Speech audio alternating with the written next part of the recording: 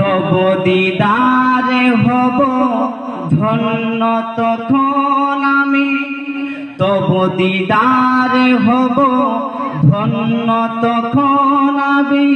শূন্য যে যখন লুটাবে ধুলায়, বেলায় বেলায় মোরে দিও গো দেখা, হে প্রিয় রাসূল। আপনারা সবাই চান না যখন দুনিয়া থেকে বিদায় নিব নবী মুস্তাফার সাক্ষাৎ হোক, ঠিক কিনা? কবি বলতেছেন পাঞ্জাবি ভাষায়, উঠে কমলে वाला आवेगा, उठे कमले वाला आवेगा, तीनों ही छुपाएगा, हर आन हर दुख पर तू ला इलाहा इल्लल्लाह मुहम्मदुर রাসূল। সুবহানাল্লাহ। অর্থাৎ আপনি যদি আশিকে রাসূল হয়ে থাকেন, কবরে আপনার নবী মুস্তাফা আপনার সাথে আপনার সাক্ষাৎ হবে, আর আপনাকে প্রশ্নের সওয়ালের জবাব দেওয়ার দরকার হবে না, নবী মুস্তাফা নিজেই দিয়ে দিবেন। বলুন সুবহানাল্লাহ।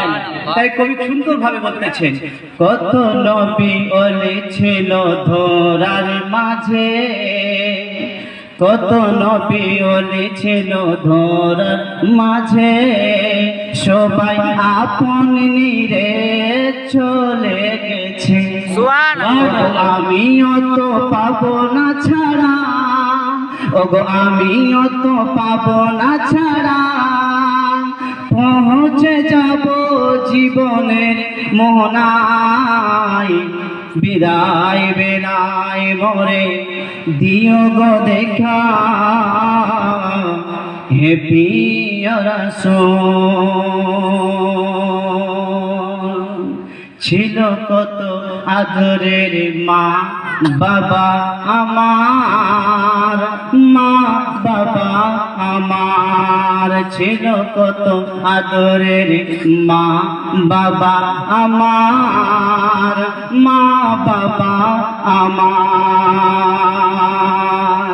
সে কেমন আছে কবরের মাঝা, সে খবর আজও জানা, সে খবর আজও জানা।